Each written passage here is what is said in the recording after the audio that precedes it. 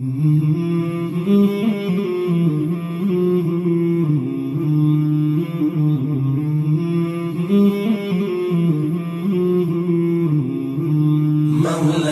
صل وسلم دائما أبدا على حبيبك خير الخلق كلهم مولاي صل وسلم دائما. Ustadz Syakur, saya walaupun jarang ketemu, tapi saya menikmati ceramah-ceramah di YouTube. Alhamdulillah. Kadang-kadang saya merasa bahwa mungkin guru kita sama, karena ayat-ayat yang Bapak sering sitir itu juga ayat yang sering sekali saya sitir. Antara lain, innalladzina amanu walladzina hadu wassabiina wan nasara wal majusa walladzina asyraku innallaha yafsilu bainahum yaumal qiyamah. Itu orang tidak menghayati betapa rahmat Allah Subhanahu wa ta'ala, bahwa Allah lah yang menentukan semuanya kelak. Jangan bertengkar antara orang musyrik pun, kita tidak boleh bertengkar. Serahkan sama Tuhan semuanya. Pada saatnya Tuhan Allah Subhanahu wa ta'ala akan menentukan. Ilallahi marji'ukum jami'an fayunabbi'ukum bima kuntum fihi takhtalifun. Kita semua akan kembali, lalu nanti Allah lah yang memutus terhadap pertikaian di antara kita. Sama sekali manusia tidak diberi wewenang untuk menempatkan dirinya sebagai Tuhan, menyalahkan orang lain, mengkafirkan orang lain, seakan-akan dialah yang paling benar. Ini suatu perilaku yang sama sekali tidak Islami.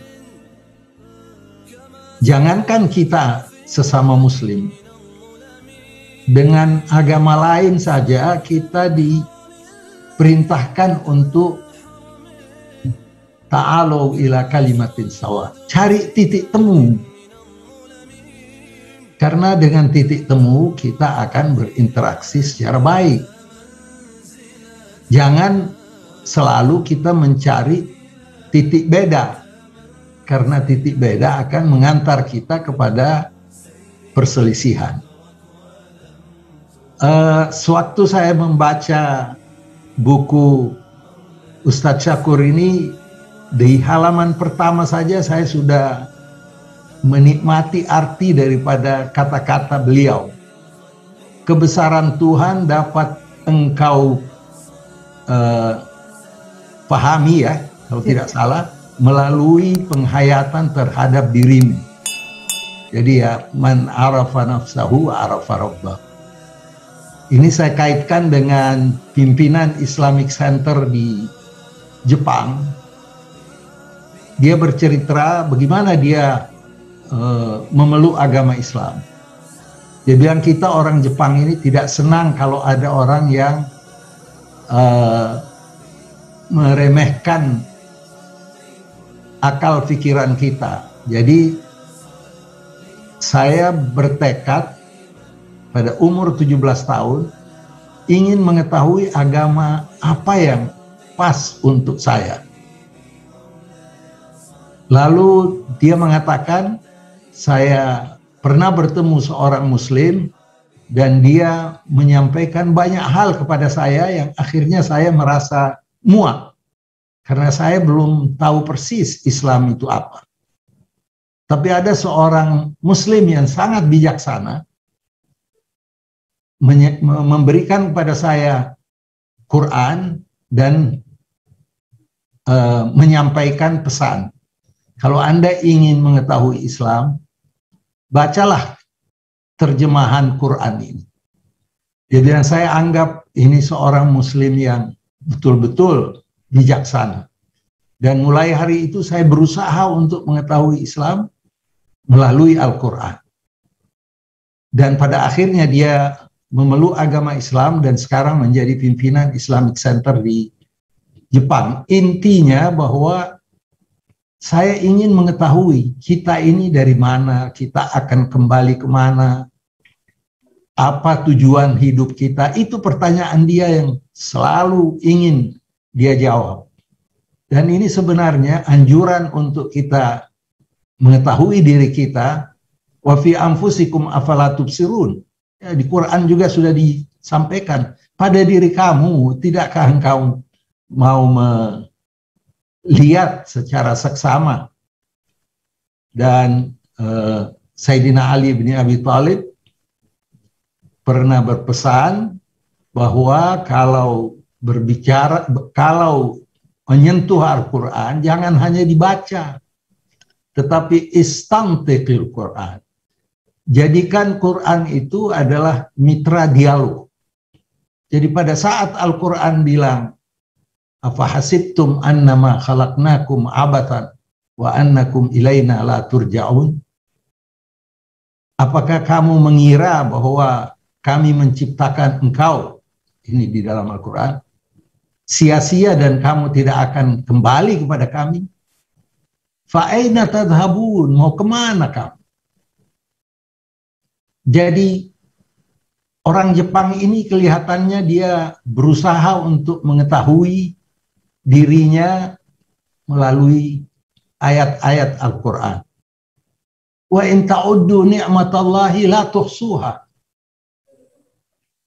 Kalau kamu ingin menghitung nikmat-nikmat Allah kepada kamu, niscaya kamu tidak mungkin akan menghitung nikmat itu. Seorang kaya raya yang terkena COVID, ventilator di samping dia menyatakan bahwa betul-betul Tuhan ini maha pemurah. Kalau tanpa oksigen yang diberikan, beberapa menit saja, saya sudah tidak bisa melangsungkan kehidupan saya. Selama 70 tahun saya hidup dengan cuma-cuma. Saya tidak perlu membayar. Saya mendapatkan kenikmatan oksigen yang diberikan kepada Allah kepada kita. Jadi Al-Quran betul-betul berdialog dengan manusia. Dan manusia diberi dua jalan. Wahadainahun najdain, ada yang benar, ada yang tidak benar. Tetapi diberi jaminan, siapa yang berusaha mendekati aku, alladzina jahadu fina, lanahdiyannahum subulana. Yang berusaha mencari aku, mau bertemu dengan aku, kata Allah, saya akan berikan jalan yang paling mudah. Jadi tergantung kepada kita. Bagaimana kita mengambil inti daripada ajaran Al-Quran menyangkut diri manusia. Allah bersumpah bahwa man amila salihan min dzakarin wa untha wa huwa mu'minun falanuhayyiyannahu hayatan thayyibah. Barang siapa perempuan, laki atau laki dan perempuan beramal saleh, maka pasti Allah bersumpah akan kami berikan kepadanya kehidupan yang baik. Sebaliknya, yang mengacuhkan, tidak mengindahkan peringatanku, wa man a'rada an dzikri fa inna lahu ma'isyatan dhanka. Yang tidak mengindahkan perintahku, yang acuh tak acuh terhadap peringatan-peringatanku, maka dia akan menghadapi kehidupan yang sulit, yang sengsara. Dan hari kemudian nanti akan kami bangkitkan dia buta. Orang itu protes pada Tuhan. Qala lima hasyatani a'ma wa qad kuntu basira. Ya Allah, dulu waktu di dunia saya bisa melihat, kok sekarang saya dibangkitkan buta. Kadzalika atatka ayatuna fanasita. Wa kadzalika al-yawma tunsa. Sebagaimana kamu melupakan peringatan-peringatanku, kata Allah, maka hari ini aku pun seakan-akan lupa akan keadaanmu waktu di dunia. Sebenarnya kebahagiaan kita sebagai manusia, apalagi yang percaya kepada Yang Maha Kuasa, terlepas daripada agama, yang penting dia percaya kepada keesahan Tuhan, dia percaya pada hari kemudian ada pengadilan yang yang sejujur-jujurnya, dan beramal saleh, maka la khaufun alaihim wa lahum yahzanun. Tidak perlu khawatir. Siapa mereka itu Tuhan yang menentukan. Apakah khusus orang Islam atau mungkin ada dari kelompok lain yang Allah berikan dispensasi, karena dialah satu-satunya yang akan menentukan, yafsilu bainahum. Ada tokoh yang menganggap bahwa paspor masuk surga itu adalah 3: percaya keesahan Tuhan, dan percaya hari pengadilan di akhirat, dan beramal saleh. Itu menjadi penafsiran ulama. Tapi kalau kita optimis, kita anggap saja bahwa insya Allah kita ini semuanya telah membawa paspor, tinggal tempat kita di mana, apakah di first class, apa di economy class, atau mungkin yang waiting list, yang menunggu dan sebagainya. Allah itu sangat pemurah. Ada satu ayat yang saya selalu sampaikan kepada teman-teman, bagaimana pemurahnya Allah Subhanahu wa Ta'ala. Kita manusia, kita sudah paling maksimal apabila kita memberi maaf kepada saudara-saudara kita. Itu sudah dianggap luar biasa. Tapi Allah Subhanahu wa Ta'ala bukan saja mengampuni orang yang bertobat, tetapi lebih dari itu. Coba baca, illa man taba wa amana wa amila salihan fa ulaika yubaddilullahu sayyi'atihim hasanat. Orang yang tobat, yang beriman pada Allah, yang beramal saleh, bukan saja diampuni, tetapi kesalahan-kesalahannya diganti menjadi kebaikan-kebaikan. Di mana ada Tuhan semurah itu? Sudah salah kita, kesalahan tidak dihitung, dihapus dan digantikan, bukan hanya dihapus, tapi digantikan dengan kebaikan-kebaikan. Dan di ujung ayat itu, wa kana Allahu ghafuran rahima. Ini semuanya karena Tuhan sangat maha pengampun dan maha penyayang kepada hamba-hambanya. Jadi kita ingin berbagi kebahagiaan. Mari kita selalu zikir, itu artinya kan ingat, bukan hanya zikir dalam pengertian kita membaca 1000 kali Allahu Akbar, 1000 Subhanallah, 1000 Alhamdulillah. Bukan itu, zikir mengingat. Antara lain mengingat nikmat-nikmat Allah kepada kita. Mengingat bahwa pada satu waktu kita akan menghadap Allah. Seorang Badui, Arabi datang ke Rasulullah. Rasulullah, kapan ini hari kiamat? Rasulullah tidak menjawab. Dia hanya mengatakan, Apa yang kamu persiapkan untuk hari itu? Apakah itu kiamat besok atau setelah 1000 tahun? Yang penting persiapan terhadap pertemuan kita dengan hari kiamat. Jadi zikir artinya kita ingat. Wala takunu kalladzina nasullaha fa'ansahum anfusahum. Jangan sekali-sekali kamu seperti orang-orang yang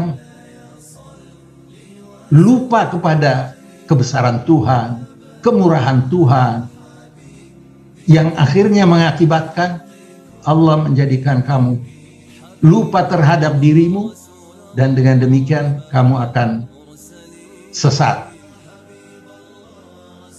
Maka dari itu mari kita bersama-sama berdoa semoga kita termasuk orang-orang yang beruntung, karena zikir ini tidak harus berhubungan dengan hati kita.